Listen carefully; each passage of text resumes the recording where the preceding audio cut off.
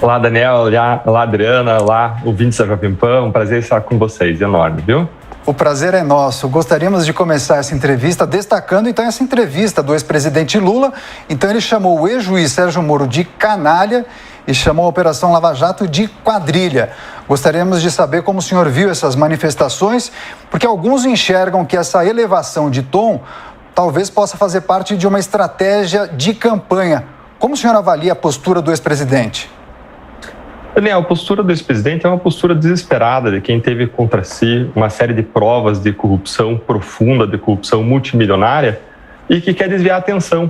Ele quer colocar a atenção no ex-juiz federal Sérgio Moro, em mim, como se fossem duas pessoas contra ele, quando na verdade foram 15 a 20 procuradores só em Curitiba que atuaram no caso contra ele, todos se convenceram de que existiam provas consistentes de corrupção, quando não foi o ex-juiz federal Sérgio Moro, mas na primeira instância foram 2 juízes que condenaram eles, 2 diferentes juízes em 2 diferentes casos.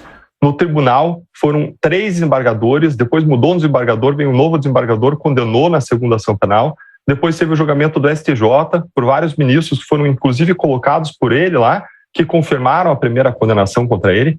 Então ele tenta, de modo desesperado, para criar uma narrativa, inverter os valores, aí é o rabo abanando o cachorro. E quando ele faz isso, ele ofende não só procuradores que trabalharam num caso, juízes que trabalharam nesse caso, desembargadores, a justiça, mas ofende quem busca fazer o seu trabalho de modo correto, honesto no Brasil, ou não deveria ter sido feita a acusação quando a gente encontrou evidências de que uma empreiteira fez reforma num apartamento. Quando uma empreiteira faz reforma num apartamento, se não é em benefício de alguém como ele? Quando uma empreiteira faz reformas num sítio, nenhuma empreiteira faz reforma em nenhum sítio desse porte, de uma OAS, de uma Odebrecht, se não for para uma pessoa como ele.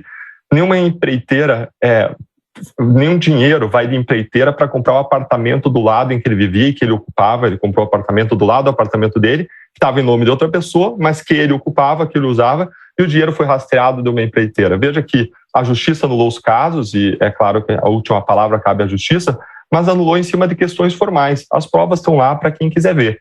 E quando ele faz isso, por fim, quando ele xinga a Lava Jato, o que ele está fazendo é ofender 80% dos brasileiros que, segundo as pesquisas, querem a continuidade da Lava Jato. Agora seguimos com a pergunta do comentarista do Grupo Jovem Pan, Diogo Schelp.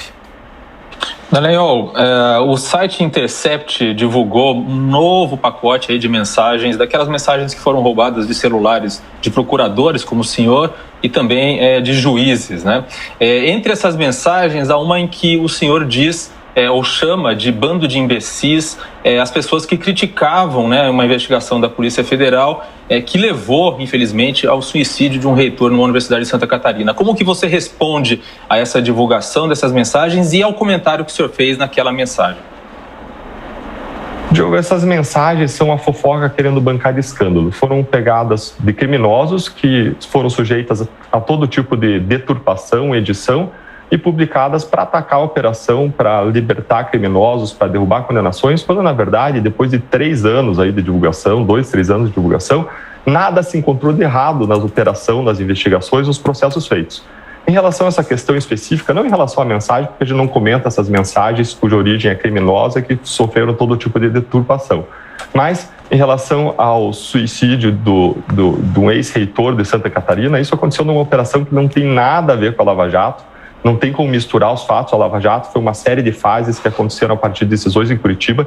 Esse outro caso aconteceu em Santa Catarina a partir de decisões de outros juízes, a partir da atuação de outros membros do Ministério Público, e eu jamais atuei nesse caso. É claro que um suicídio é sempre um fato a se lamentar, agora eu não tenho condições de comentar um caso aqui em que eu não trabalhei. Doutor Deltan Dallagnol, pergunta agora de Ricardo Salles. Dallagnol, bom dia. Em que pese você não tenha trabalhado nesse caso, ele revela essas mensagens que foram furtadas, e, enfim, o seu comentário sobre enquadrar as pessoas como imbecis, etc. Mas eu não queria ficar nesse ponto que o Diogo já tocou, eu queria dizer no contexto das trocas de mensagens. Primeiro, que eu entendo uma relação indevida de trocas de mensagens entre magistrados e membros do Ministério Público, a forma pela qual membros do Ministério Público se manifestaram naquele grupo sobre pessoas, sobre eventos, sobre casos. Eu lhe pergunto, uma das conjecturas que foi feitas é que você teria saído do Ministério Público para não ser punido em futuros processos disciplinares no CNMP. Como é que você responde a essa crítica que tem sido ventilada com bastante frequência? Ricardo, isso é uma bobagem. Tem muita gente interessada em atacar a Lava Jato, as investigações, os atos que sempre foram técnicos. Quando eu saí do Ministério Público, não existia sequer um processo administrativo disciplinar contra mim. Veja que numa investigação como essa, em que você atinge interesses de pessoas poderosas, várias pessoas buscam retaliar e a gente sofreu uma série de representações, dezenas, talvez, uma centena de representações, são reclamações de pessoas contra nós, em geral pessoas do PT, investigados, o próprio partido reclamando do nosso trabalho, e é natural, porque a gente incomodou interesses poderosos. Agora, isso passa por um filtro de um órgão técnico, que é a Corregedoria do Conselho Nacional do Ministério Público, ou do Ministério Público, e contra mim até hoje só foram instaurados 2 processos disciplinares na minha história por ter exercido a liberdade de expressão, por ter criticado decisões de ministros do Supremo e por ter criticado o senador Renan Calheiros. Essas foram as razões pelas quais eu fui processado ou investigado de fato. De resto, não tem nada. A atuação da Lava Jato passou pela revisão de 3 instâncias, além da primeira.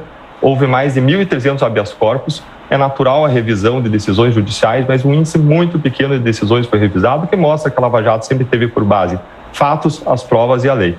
Agora, como eu disse, em relação a esse pseudo-escândalo, esse falso escândalo, essas fofocas querendo bancar de escândalo, o que aconteceu foi um roubo por hackers de mensagens. Lá tinha todo tipo de grupo, tinha grupo com 200, 300 procuradores, grupo em que a gente nem se manifestava, e aí fazem construções, pegam frases, mensagens de pessoas com as quais a gente tem relação quase zero, tentam construir histórias em cima disso, ou ainda deturpam, editam e divulgam fora de contexto com uma série de interpretações para nos acusar. Se tivesse qualquer coisa errada feita, bastava ir lá nos processos. Pegava, ainda que fossem com base em supostas mensagens, ia lá para o processo e identificar, teve um ato equivocado aqui, teve um ato equivocado ali, iam se derrubar investigações e processos. Isso aconteceu alguma vez? Não, nenhuma, justamente porque é um monte de fofoca e deturpação que aconteceram. Aconteceu, o Moro foi considerado parcial em razão, dentre outras coisas, dessas trocas de mensagem devida entre Ministério Público e o magistrado da causa. Aconteceu sim. Os processos do Lula foram anulados por causa disso. Não, Ricardo, você está equivocado. Isso que você está falando, nem o Supremo Tribunal Federal falou. Nem o Supremo Tribunal Federal falou. Os próprios ministros do Supremo Tribunal Federal que derrubaram o caso Lula, eles se basearam em decisões como a condução coercitiva do ex-presidente, como a liberação dos áudios do ex-presidente da Dilma, como a liberação do termo de colaboração de Palocci, e não em supostas mensagens. Isso está expresso lá na decisão, basta ir lá olhar. É claro que foi uma decisão absolutamente equivocada, é claro que não existiu conluio, basta você olhar os números. Essa crítica de conluio não resiste aos fatos, aos números. Basta ver que o ex-juiz federal Sérgio Moro absolveu mais de 20% das pessoas que a gente acusou. Basta ver que a gente recorreu de 45 sentenças que foram prolatadas pelo ex-juiz. Basta ver que ele indeferiu centenas de pedidos do Ministério Público e que todas as decisões, e essa é a maior garantia da imparcialidade, estão baseadas em fatos, nas provas e nas leis e foram revisadas por 3 instâncias do Poder Judiciário. Ou seja, e mais, todas as decisões elas guardam coerência entre si, entre os diferentes réus, diferentes investigados, diferentes fases.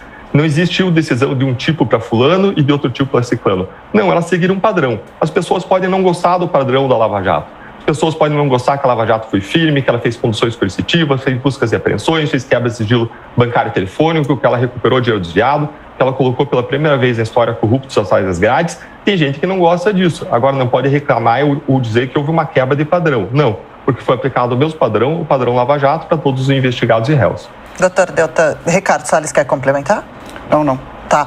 Para a gente encerrar, então, doutor, por favor, qual é o sentimento que o senhor tem vendo tantas condenações da Lava Jato sendo canceladas, o ex-presidente Lula solto, concorrendo às eleições como candidato? O senhor imagina que esse quadro ainda possa ser revertido? E, por fim, a prisão de Lula foi injusta? Quem é o candidato que pode derrotá-lo nessa eleição? Adriana, é claro que a prisão de Lula foi justa, ela seguiu todos os trâmites legais, ela seguiu investigações e processos com amplas provas. E agora, como eu mencionei, por uma questão formal, de modo absolutamente equivocado, o Supremo Tribunal Federal derrubou esse caso, reclamando de uma condução coercitiva que foi feita para mais de outros 100 réus, reclamando de uma liberação de áudios, quando, na verdade, esse era o padrão da Lava Jato. Acabava a investigação, você tornava tudo público para submeter ao escrutínio da sociedade. Então, é claro que a gente tem uma sensação de indignação. Agora, quando você fica frustrado, indignado na vida, você tem 2 opções. você desistir, você dizer assim mesmo, o Brasil nunca vai mudar, ou você continuar lutando por mudanças. Essa foi a nossa postura, erguer a cabeça com coragem, com esperança e seguir lutando por mudanças. E quando você me pergunta em relação à eleição presidencial, me preocupa que uma pessoa contra a qual pesam fortes evidências de corrupção seja um candidato que diz que quer fazer o brasileiro feliz de novo. Olha, quem é roubado não é feliz. Essa é uma simples e básica verdade da vida, é um fato simples. Quem é roubado não é feliz. Se você já foi roubado, você não ficou feliz quando você foi roubado. Eu não consigo entender essa lógica. Eu sou contra a assunção de cargos de poder por parte de qualquer pessoa contra a qual pesam fortes evidências de corrupção. Essa é uma questão de princípio, para muito além de qualquer coisa, e essa é uma realidade que nós não podemos aceitar com os brasileiros que lutam por justiça, por integridade, por honestidade na gestão da coisa pública. Deltan Dallagnol, ex-procurador do Ministério Público Federal, agradecemos demais pela entrevista e volte mais vezes à Jovem Pan News.